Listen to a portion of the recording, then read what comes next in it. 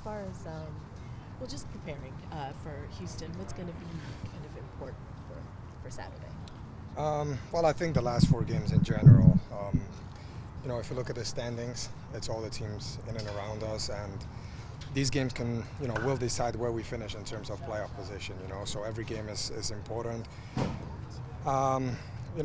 Tactics, yeah, but I think it's the mentality, of understanding that these games are 6-point games and can really help us, climb up in the standings. And as far as tactics, we've played these teams so many times. And the Houston's no different, they like to have the ball, similar to Columbus. Good on the ball, and they have their weaknesses just like everybody else defending, and we'll try and exploit them. But I think at this point it's more a mentality than tactics. Brian made a comment after the game of last week that just kind of looking for more leadership, and then Christian was kind of talking about how it might be hard for the younger players to tell any of y'all older players what to do or where to go and things like that. How are you kind of maybe helping, especially the players that have to play in the middle, to kind of help them understand that voice is maybe something you do need, or maybe it's not? I mean, the guys who play in the middle, they've played so many games already. It's not like they're in their first season of trying to play MLS level. So I don't think they need to be babysitted, shall I say. They're experienced guys. Yes, if they're 24, 25, that's still an age where you should have some experience. And then it's not just on older guys to tell them what to do, but anybody who's on the field, it's not like an older guy will get upset if someone else says something. At least that's not with me, and I'm sure everybody else is the same. So, we're a team, and there's 11 of us on the field with another 6 that can come on the field. So whoever's on the field, needs to understand that if you're going to say something for the better of the team, then it's probably a good thing to do, So we're not talking about being negative, but, just help the guy next to you, and maybe he helps someone else, and we'll need everybody in these last 4 games. Talked about the tactics and and understanding that. I guess my question is about situational understanding during the game, and I go back to the one your last game, just in terms of knowing when to hold on to the ball and know when to attack. Is there more emphasis now on the business end of the? And what I mean by that is, we have a way that we want to play, and we will not change, no matter who we play. We play the same way. So as far as tactics go of Houston, we look at what they're good at, but we're not changing the way we want to attack or defend, just because Houston's coming here or because someone else will come here. So that's what I mean by tactics. There is little bits and pieces that we're trying to work on, but man, when you have 4 games left in the season, I don't think you're gonna come up with a new idea, or at least it's too late probably to come up with a new idea. So it's basically just repetition on what we're trying to do and get better at that, and then mentality will be huge. Awareness was the word I was looking for. Sorry. Situational awareness. That's what I was trying to say. Thank you. At the end of the games, we practice today. When we're up a goal, when we're down a goal, how do we adjust as a team? And I think in San Jose it wasn't our best performance in terms of closing out a game.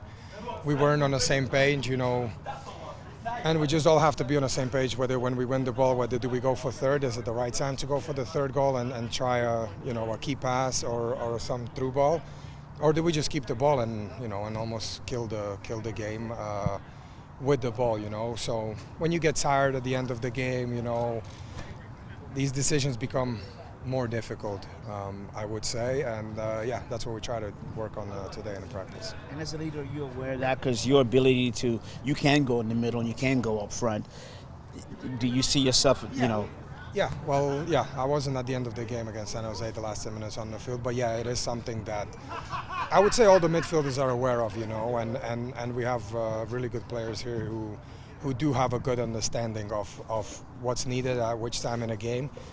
As I say, when it gets towards the end of the game, that's what's challenging. You're tired, you're mentally fatigued, and that's when decisions, can be made that are not the right ones. And hey, we're all humans. Everybody's going to make mistakes. So, as long as we react well as a team, I'll be okay. How have you seen Jordan's game evolve this year? Yeah, well, I think he's, it's no secret. He wants to play the 9, and he feels the most comfortable there, you know, as a player that played out of position for a good few years of my career.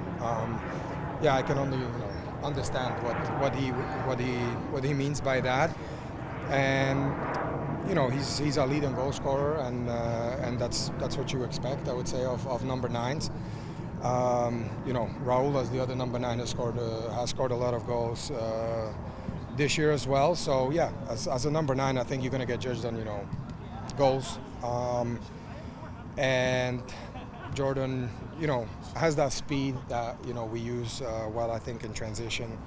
And yeah, he's been really good for us, and hopefully he keeps this form going into these last 4 games in the playoffs. It seems like he's been a little bit more demonstrative on the field. Just sort of, we see it, yelling at, motioning to teammates and trying to have some more like positive body language. Have you seen that at all in terms of, or like, he was yelling at a referee this last game, which we hadn't seen. Yeah, that's good. I kind of encourage him to be a little bit more like that, not just towards the referee, but also towards us as teammates. He's such a nice guy that sometimes he feels, I'd say, uncomfortable of yelling at someone, but it's not, as I said before, we're not taking it in a wrong way if he yells at someone. And yeah, he's hungry for goals, and you can see that in his attitude on the field. And we have to do a good job, because I think he does make a lot of runs, and we miss him sometimes. And that's his bread and butter, So we have to do a better job of finding him when he makes those runs, and then it's up to him to finish the chances. You say that to him? You've mentioned that to him? Yeah, I said he needs to be more mean to everyone. You told him? Yeah. When, like, often, or? Yeah, on a weekly basis. Nice. Yeah. In a good way, of course. Yeah, of course. You earlier in the season, or in the war with your Ukraine, you were talking a little bit about your family being close. How are they? I just wanted to follow up. Like, how are they, and how is that situation?